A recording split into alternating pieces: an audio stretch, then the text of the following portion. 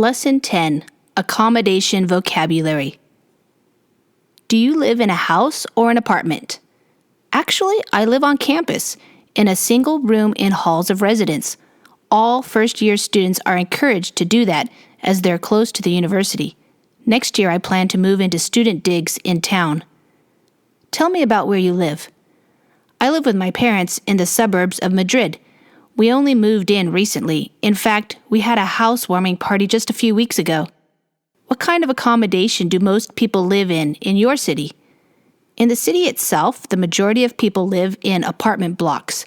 That's what surprised me about England. Most people seem to live in terraced houses with lovely back gardens. I think most people, when answering this question, would say they'd like to live in a big, detached house with spacious rooms, views of the countryside, and so on. But actually, my ideal home would be a lot different. I've always loved the idea of having a mobile home, a really expensive one with all the mod cons, so I could live wherever I wanted, or at least have lots of holidays and be able to take all my home comforts with me whenever I traveled. I realize this would have to be a second home as I'd need a base, a permanent address, but the mobile home would be the accommodation I'd find it exciting to live in. I suppose once I settle down and have children, I'll want to get on the property ladder. I'll be like everyone else, saving up to put down a deposit on a house or an apartment. I don't think my family would want to live in a mobile home, but I like to think I'll still keep that dream home in mind. Is it better to own your own home or to rent? I think both have their advantages. Living in rented accommodations isn't necessarily a bad thing. You don't have a huge debt like you do when you take out a mortgage, but I suppose the property market offers you an investment for the future. I'm sure that's why most people prefer to own their own home. What options are available to young couples looking for accommodation in your country? If they want to buy their own home, it isn't easy for first-time buyers. Mortgages are hard to get, so most people live with their parents or in rented accommodations. But that can also be very expensive. You often have to pay rent in advance, and if the accommodation isn't fully furnished, you have the expense of buying furniture. What are some of the pleasures involved in making a home for ourselves? I suppose it starts with house hunting, finding your ideal home. Some people enjoy doing up an old property, giving a property that's old and tired a new lease of life. Others like making wherever they live feel like home with some home comforts. To live on campus, to live on the university or college grounds. Single room, a room for one person. Hall of residence, a college or university building where students live. Student digs, student accommodation. The suburbs, a residential area on the edge of towns or cities. To move into, to begin to live in a property. Housewarming party, a party to celebrate moving into a new home. Apartment block, a large building made up of smaller units of apartments. Terraced house, a house connected on both sides by other properties. Back garden, a garden at the rear of the house. Detached house, a house that is not physically connected to another property. Spacious room, a large room. Ideal home, a perfect home.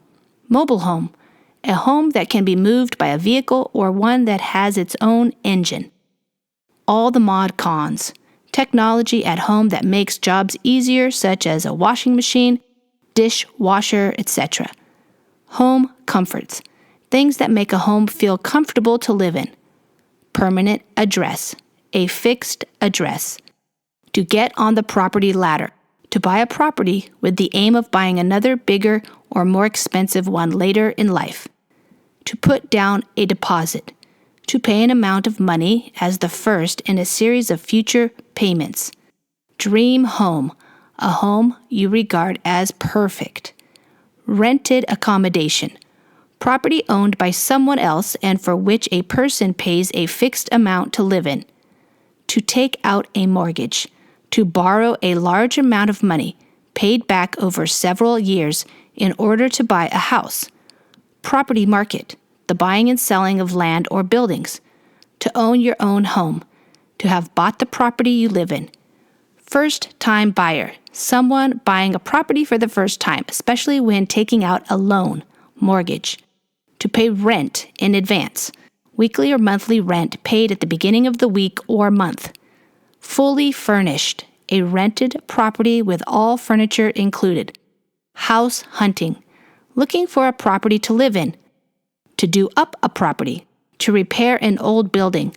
Home comforts, things that make a home feel comfortable to live in. Lesson 11, Clothes and Fashion Vocabulary.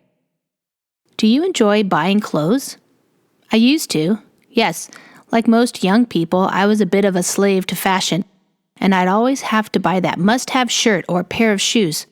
I'm not so bothered now, though. I wouldn't feel comfortable wearing something old-fashioned, but I'm not as bothered as I used to be about what I wear. What kind of clothes do you like to wear? I prefer casual clothes, actually. I hate getting dressed up for special occasions. Personally, I think it's possible to look good in a pair of jeans, but that's my opinion.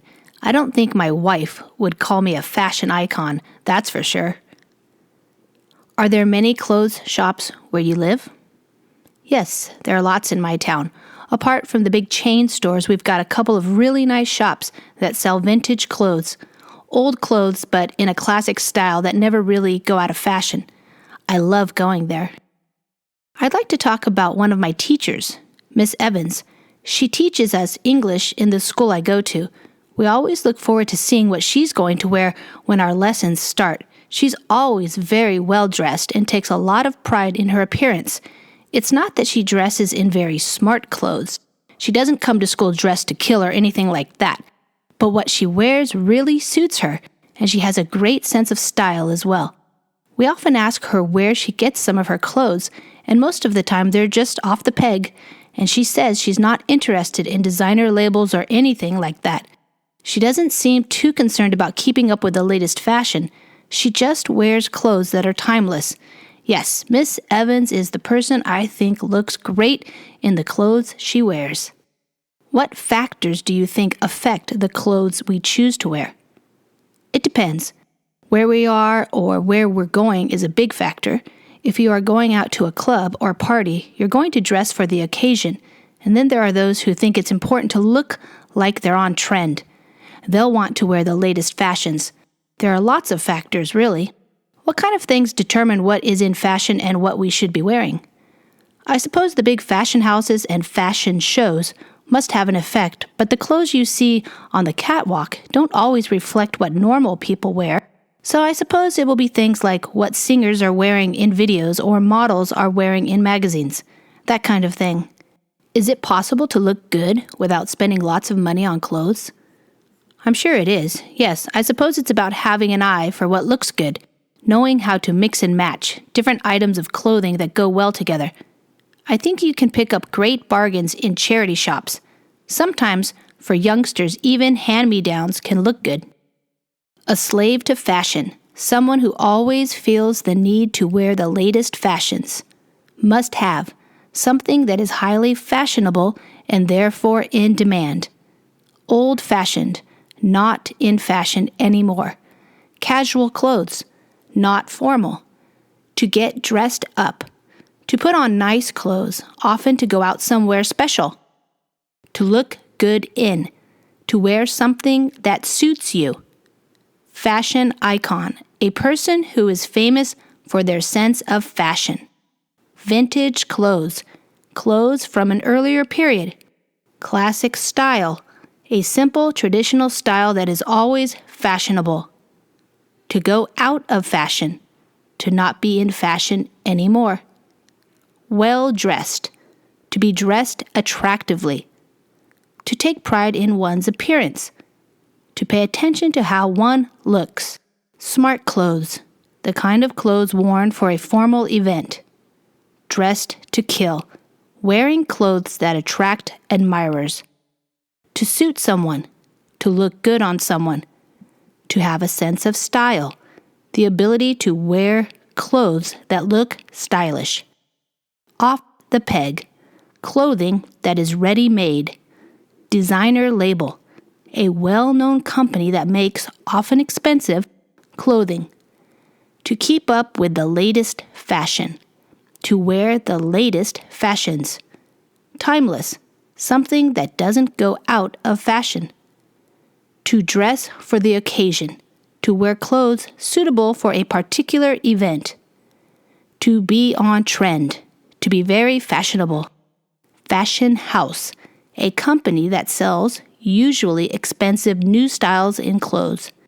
Fashion show, an event where models show off the latest in fashion designs.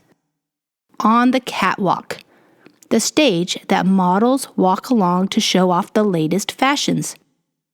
To have an eye for, fashion, to be a good judge of. To mix and match, to wear different styles or items of clothing that aren't part of a set outfit. Hand-me-downs, clothes that are passed down from older brothers or sisters to their younger siblings.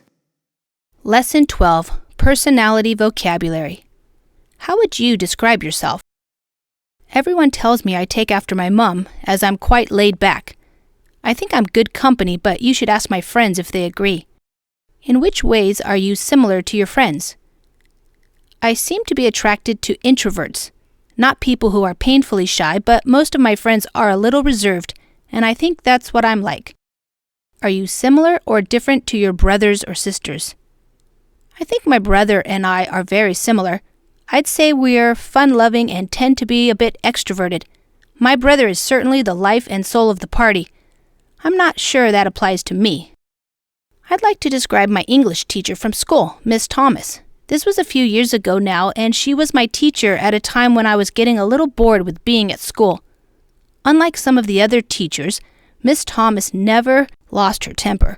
She was very calm and easygoing. She was always very broad-minded. We were able to ask her questions about lots of subjects that some other teachers would refuse to discuss, which made us respect her even more. She had a great sense of humor, too. She'd laugh at our jokes as well as making us laugh, and she would also bend over backwards to help us with our work.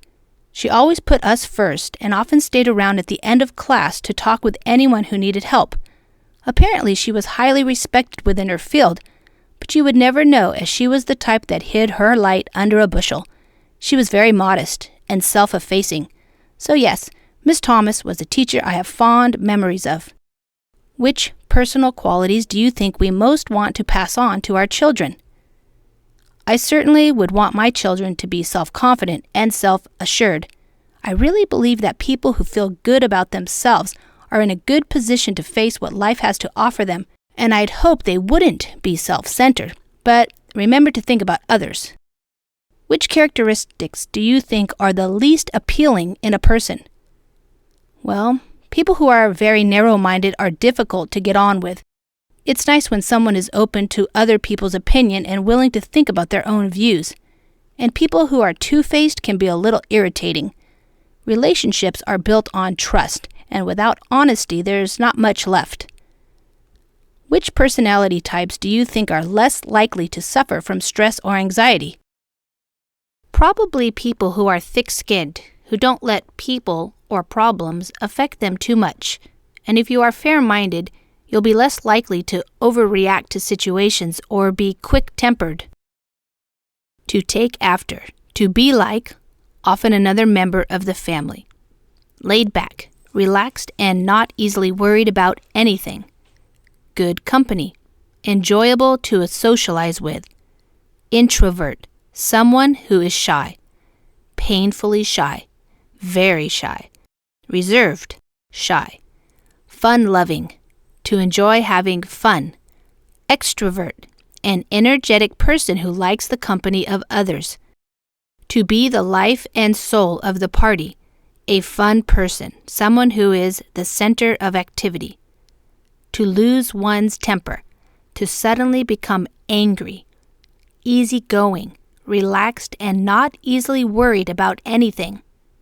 Broad-minded, prepared to accept other views or behaviors. Good sense of humor, the ability to understand what is funny.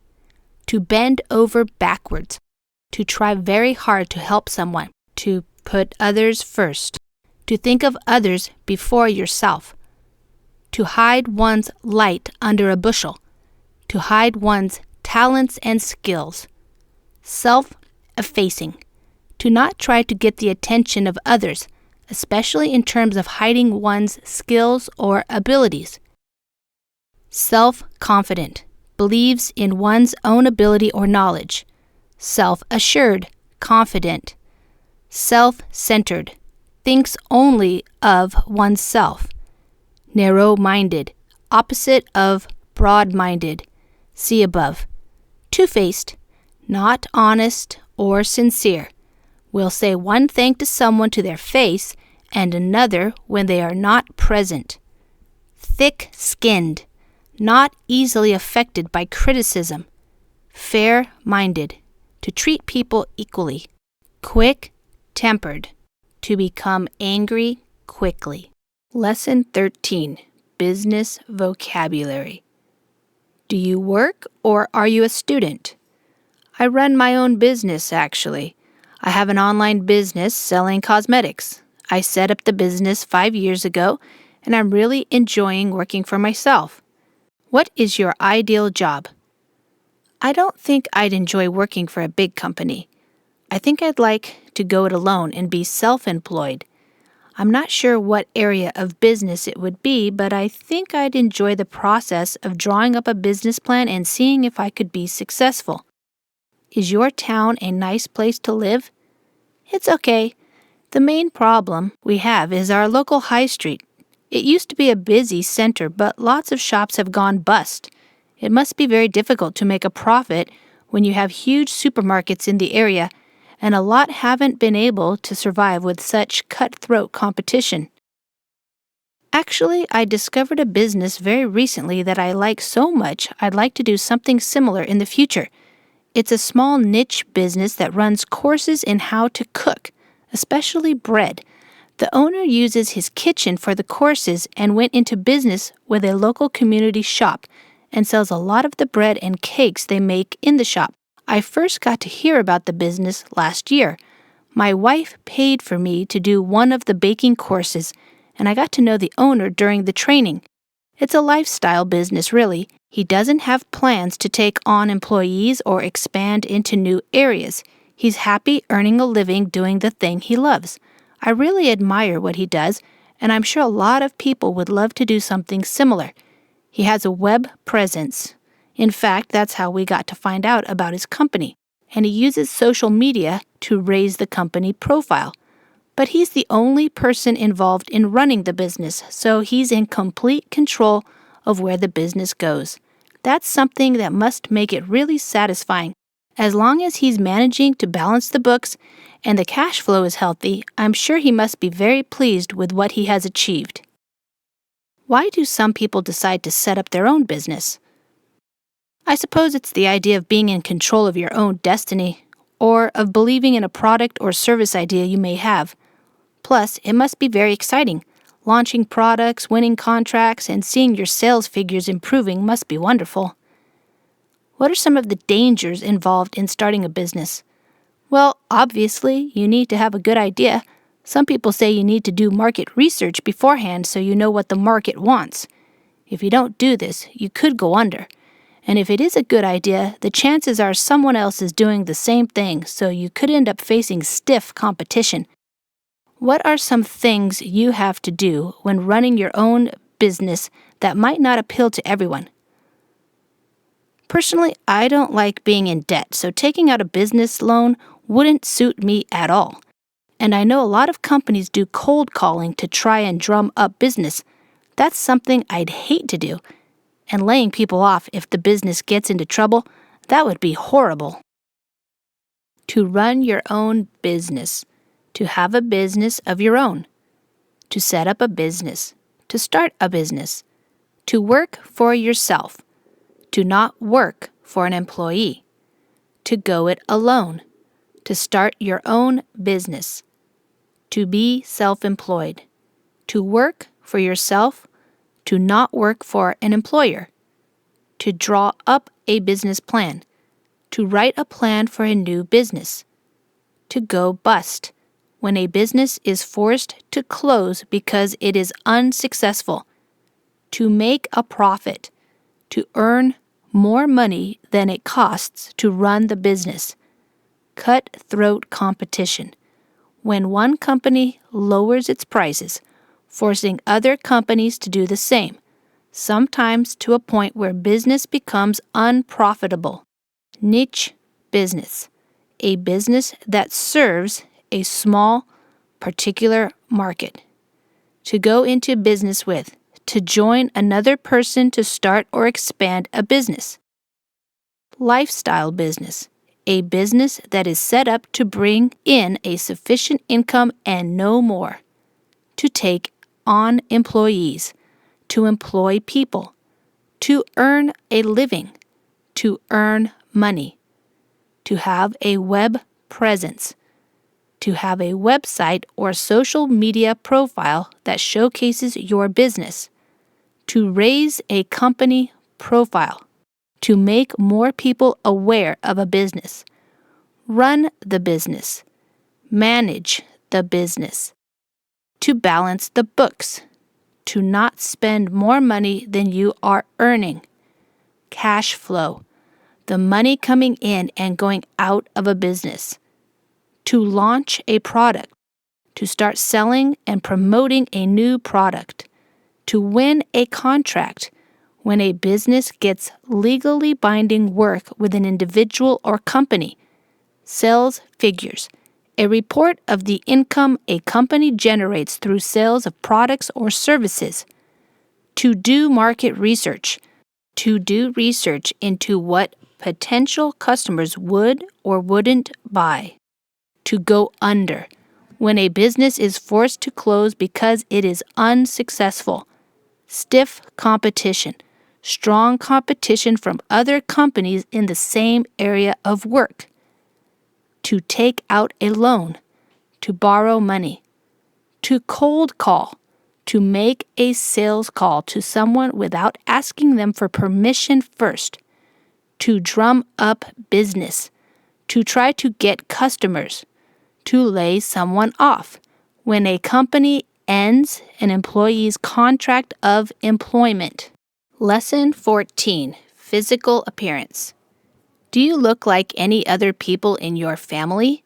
No, not at all. Take my brother, for example. He has short cropped hair and has quite a pointed face.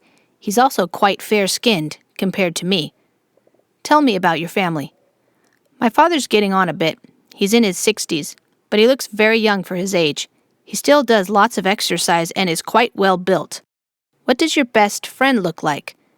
She's the same age as me. She has shoulder-length hair, fair hair. She has a slim figure and is medium height. Okay, I'd like to talk about my aunt. Her name's Marta, and she's quite a character. She's middle-aged, but has a very youthful appearance. She's a little overweight, I suppose, but not too much. She has a friendly, round face, framed by thick blonde hair. She has a lovely complexion, and she's always well turned out. She actually always looks like she's going out for the evening to somewhere special. There's never a hair out of place. I've always thought she bears a striking resemblance to someone on TV. I can't remember the name now. She wears glasses and always seems to have a different pair on every time I see her. I like the way she looks because she wears clothes that are right for her age and manages to look glamorous without it looking like she's too done up. Yes, I'll be happy if I look like her when I'm her age. Is it important to dress well whenever we go out? It depends where you're going. I know some people get done up just to go to the shops, but I don't see the point.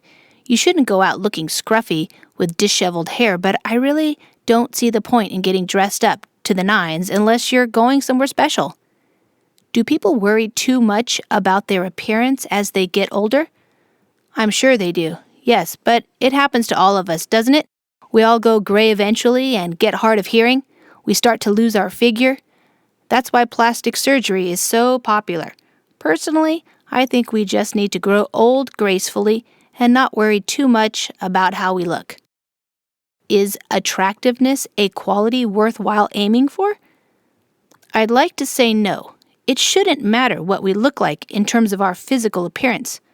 But unfortunately, it seems women especially are taken more seriously if they are good-looking, with a slender figure, with perfect makeup, and so on. Cropped hair, very short hair. Pointed face, the opposite of a round face. To be fair-skinned, light-skinned. To be getting on a bit. To be getting old. In his or her 60s. To be in the period in which they are aged between 60 and 69. To look young for your age. To look younger than you are. To be well-built. To be muscular. Shoulder-length hair. Hair that comes down to the shoulders and no further. Fair hair. Light-colored hair. Slim figure. Attractively thin. Medium height. Average height. Middle-aged. Approximately between 45 to 65. Youthful appearance. To look young. To be overweight. To weigh more than is regarded as healthy. Complexion. Natural skin color and texture. To be well turned out. To look smart. To never have a hair out of place. Perfectly styled hair. To bear a striking resemblance. To look very similar to. To wear glasses. To use spectacles. To get done up. To dress smartly. Scruffy. Dressed untidily. Disheveled hair. Untidy hair. To dress up to the nines. To dress very smartly or glamorously. To go gray. To have hair that is turning gray. To be hard of hearing. To find it difficult to hear. To lose one's figure.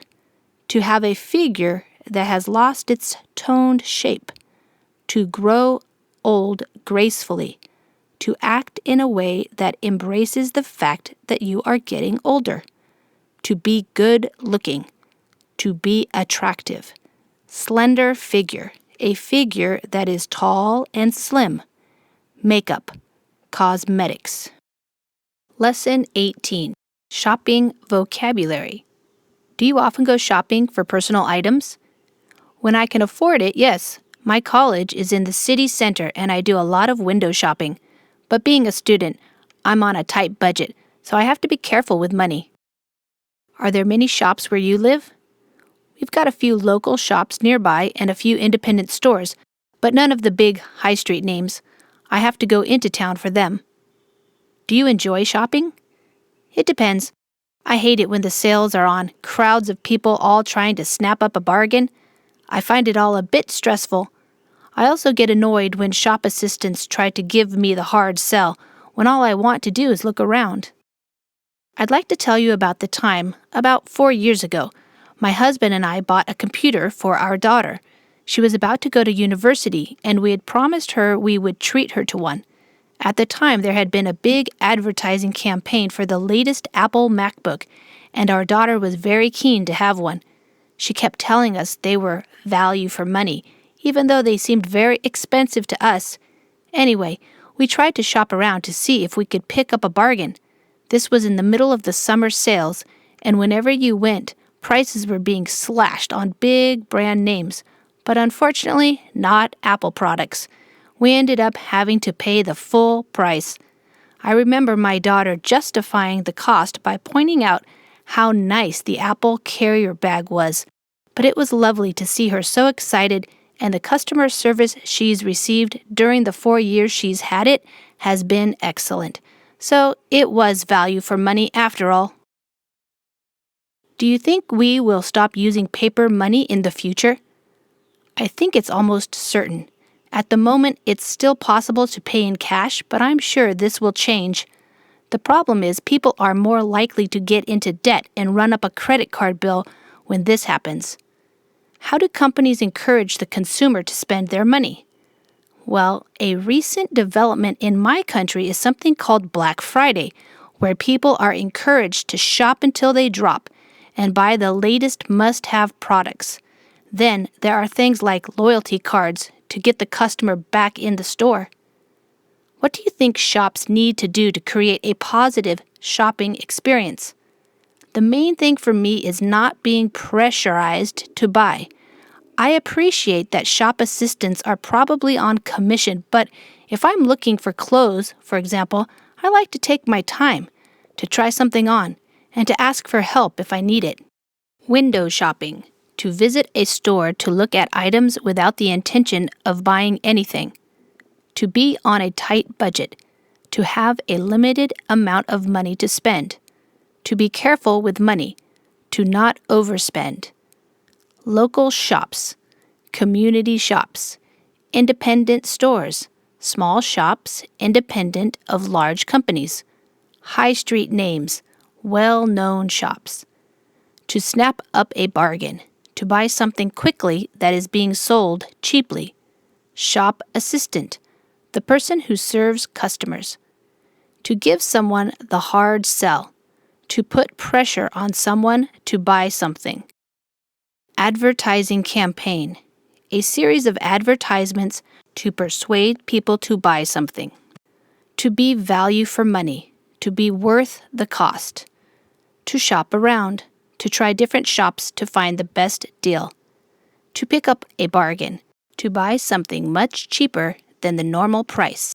Summer sales. A period in the year when things are sold cheaply. To slash prices. To reduce prices a great deal. Big brand names. Large well-known companies or product names. To pay the full price. To pay the full amount for something. Carrier bag. Bags, usually plastic, supplied by shops. Customer service. The degree to which customers are treated well. A pay in cash. To pay for something using coins or paper money. To get into debt. To owe money. To run up a credit card bill. To owe money on a credit card. To shop until you drop. To do a lot of shopping. Must have product. To shop until you drop. To do a lot of shopping. Must have product. A product that is very popular that a lot of people want to have. Loyalty card. A card issued by a shop to allow customers to save money on the basis of what they spend. To be on commission. To pay someone in relation to the amount they sell. To try something on. To see if an item of clothing fits or is suitable.